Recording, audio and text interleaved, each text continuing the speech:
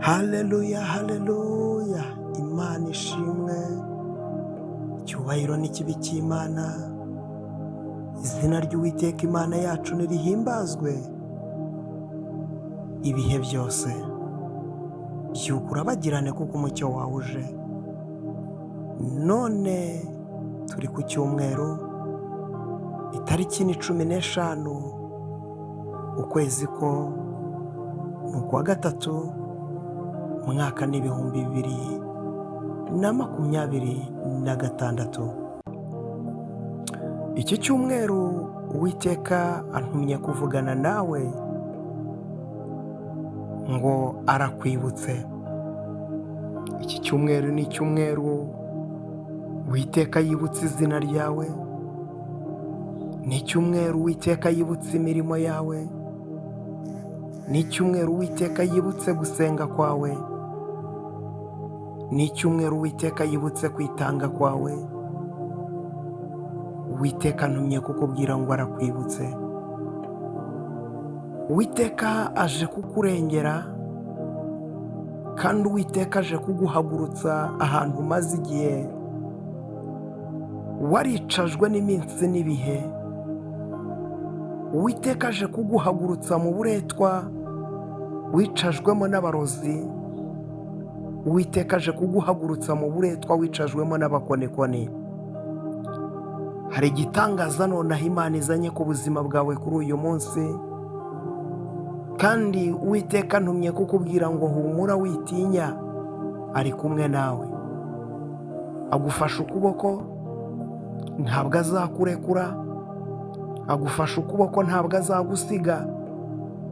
Kandi Uwiteka antumye kukubwira ngo mwiringire, kuko ntabwo ajya akoza isoni, ntabwo ajya amwaza. Ntawamwiringiye ujya umwara, ntawamwiringiye ujya useba, ntawamwiringiye ujya ubura uko agira.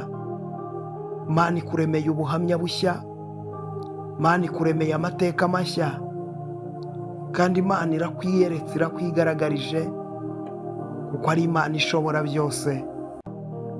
Uwiteka hari abantu akuye mu butayu, bamaze igihe bari mu butayu, babuzerereyemo igihe kinini, babuzerereyemo iminsi myinshi. Uwiteka antumye kukubwira ngo agukuye muri ubwo butayu. Abantu bazerereye mu butayu bw'amadeni, bazerereye mu butayu bw'ubukene bukabije. Hari abantu bazerereye mu butayu bwo gucuruza bagahomba. Hari abantu bazerereye mu butayu bw'uburwayi. Hari abantu bazerereye mu butayu bwo kwangwa. Imiryango yarabanze, inshuti zabavuyeho. Ubwo ni ubutayu uzerereyemo igihe kinini. Ariko Uwiteka antumye kukubwira ngo agukuye muri ubwo butayu. Uwiteka agukuye muri ubwo butayu uzerereyemo igihe kinini bwo kudashakwa. Ni wowe ujya gukoresha ubukwe bugapfa, ni wowe ujya kugera igihe cyo gukoresha mariage bigahagarara, ni wowe ujya kugera igihe cyo kujya gusaba ukabura y'inkwano. Wabuze uburyo wakoresha ubukwe uri umusore, wabuze ay'inkwano, wabuze ayubaka inzu, uzerereye mu butayu. Ariko Uwiteka aje kugukura muri ubwo butayu. Hari abantu bazerereye mu butayu bw'ubushomeri, babuze akazi, bamaze igihe bashakisha, bakozwa hirya no hino bashakisha. Ubwo butayu umaze igihe uzereramo, Imana ije kubugukuramo. Hari abantu bamaze igihe bazerera mu butayu, babuze urubyaro, baragerageje, urubyaro rurabura neza. Ubwo butayu buzerereyemo kandi ubutinzemo.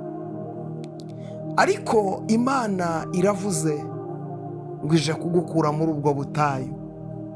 Igihe kirageze nawe ubyara umwana, igihe kirageze nawe utwite, igihe kirageze nawe wakira umugisha, igihe kirageze nawe wakira ibyawe wasengeye, igihe kirageze wakira ibyawe wasengeye, igihe kirageze wakira ibyawe wasengeye. niko Imana ivuze, niko Imana ivuze. Witinya, witinya we wari ufite ubwoba we. Imana ije kumara abantu ubwoba, kandi Imana ije kumara abantu umubabaro, Imana ije kumara abantu agahinda, Imana ije gukuraho abantu intimba. Hari abantu Satani yateje intimba, hari abantu Satani amaze igihe yarafungiye muri gereza y'agahinda, muri gereza y'umubabaro, muri gereza y'intimba, muri gereza yabafungiyemo.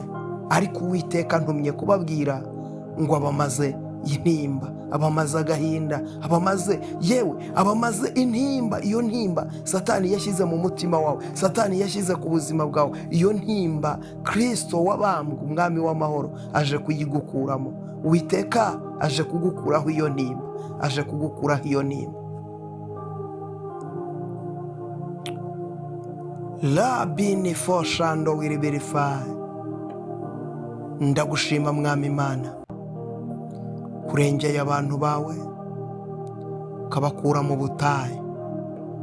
Ndagushima Kristo ko uyu muntu nkurikiye amaze igihe azerera mu butayu umukuyemo.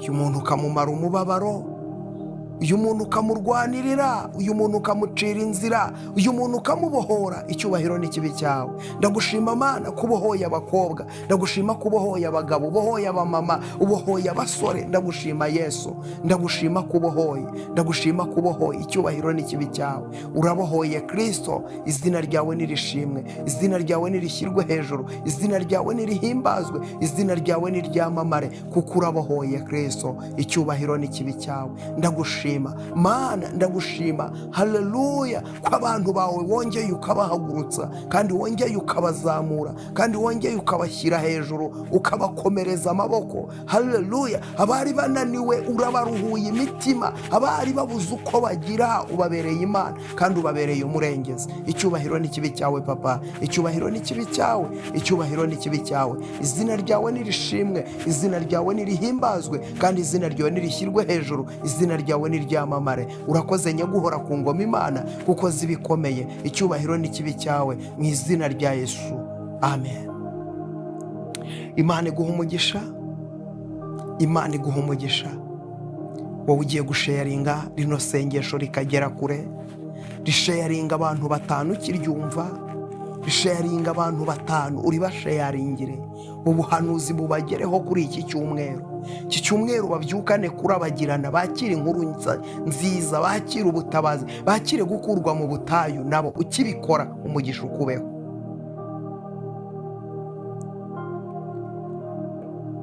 Ntugende udakoze subscribe.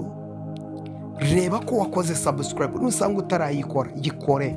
Kora subscribe hano kuri Prophet Emma TV. Ubwire n'inshuti yawe utikora subscribe. Kanda like, gikanda like. Imana iguha umugisha. Comment yawe. Ntugende utavuze ngo amena. Ntugende utavuze ngo nakiriye gukurwa mu butayu.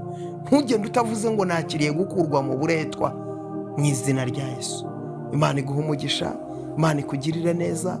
Nukuri ndabakunda cyane, ndabakunda cyane. Ariko nzi ko Yesu wabakunda kundusha. Ariko nimugubwe neza, umugisha w'Imana ube kuri mwebwe, ukuboko kwiza kw'Imana kukubonekeho, ineza y'Imana ikube uyu munsi aho uri busengere hose. Imana ikwihishurire. Shalom.